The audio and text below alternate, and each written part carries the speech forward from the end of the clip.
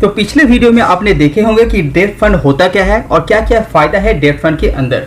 तो आज इस वीडियो के अंदर हम लोग बात करेंगे कि क्या क्या रिस्क हो सकता है डेट फंड के अंदर। अगर आप निवेश करते हैं तो ये तीनों रिस्क आपको ध्यान में रखते हुए आपको निवेश करना चाहिए। तो सबसे पहले जो रिस्क आता है वो आता है क्रेडिट रिस्क।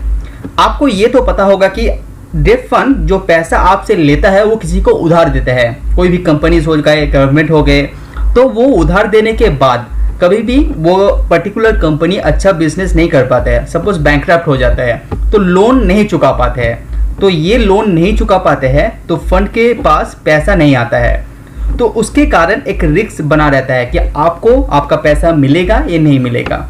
तो इसीलिए ये रिस्क को आपको ध्यान में रखते हुए ही डेट फंड में निवेश करना चाहिए। अभी जो दूसरा रिस्क के बारे में मैं बताने जा रहा हूँ उसका नाम है लिक्विडिटी रिस्क। तो मान लीजिए आपने कोई फंड के अंदर पैसा लगाया है, तो पर्टिकुलर फंड क्या करेगा, वो पैसा को कंपनीज को उधार देगा। तो जो पैसा देता है वो पर्टिकुलर पीरियड के टाइम के हिसाब से यहाँ पे देता है।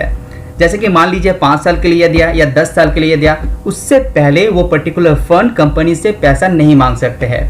लेकिन अगर आपको सपोज उस टाइम पैसे का जरूरत पड़ता है तो आपका फंड के पास पैसा नहीं रहता है तो आपको वो दे नहीं पाएगा, तो उस टाइम दिखाई देता है लिक्विडिटी रिस्क। आपको ये बात पता होना चाहिए कि ज़्यादातर ये जो रिस्क होता है वो पैनिक के कारण दिखाई देता है। जैसे कि कुछ दिन पहले कोविड आया था, उसके चलते लोगों के अंदर एक पैनिक क्रिएट हो गया था, तो सब चाहते थे डेट फंड को बेच के उसको पैसा लेने के लिए। तो उस टाइम ये क्राइसिस दिखाई गया था। तो फ्रैंकलिन जैसे एक टॉप कंपनी आपका डेट फंड था, वो ऑलमोस्ट आप सबका पैसा ब्लॉक कर दिया था। तो कोविड के टाइम ये लिक्विडिटी रिस्क बहुत ज़्यादा बढ़ गया था। तो आपको ये बात ध्यान में रखना चाहिए, ये पैनिक के कारण होता है जब बहुत सारा बंदा डेट फंड से पैसा निकालना चाहते हैं, उस टाइम ये टाइप ऑफ क्राइसिस दिखाई देता है जिसका नाम है लिक्विडिटी रिस्क। अभी जो तीसरा मेजर रिस्क दिखाई देता है मार्केट के अंदर डेट फंड के अंदर वो होता है इंटरेस्ट रिस्क। तो अभी मान लीजिए आपको 8% की दर से आपका एक डेट फंड आपने चूज किया, तो 8% के हिसाब से आपको इंटरेस्ट मिलेगा। लेकिन अब मान लीजिए मार्केट के अंदर सडनली 11% के ऊपर आपका और एक उसी डेट फंड 11% के अनुसार आपको एक फंड निकाला, तो उससे क्या होगा, आपका जो NAV है, एक एवरेज है, वो गिर जाएगा।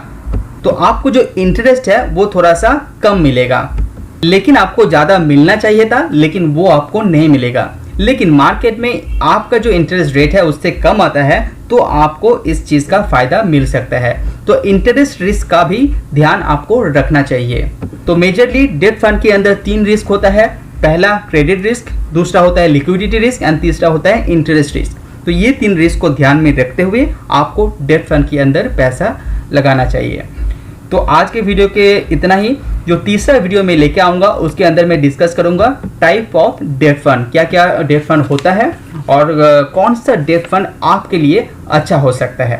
तो आज के वीडियो को मैं इतना ही। तो वीडियो में पढ़ने के लिए धन्यवाद। सी यू ऑन नेक्स्ट वीडियो। अगर आपको मेरा वीडियो पसंद आ रहा है तो लाइक एंड सब्सक्राइब कीजिए।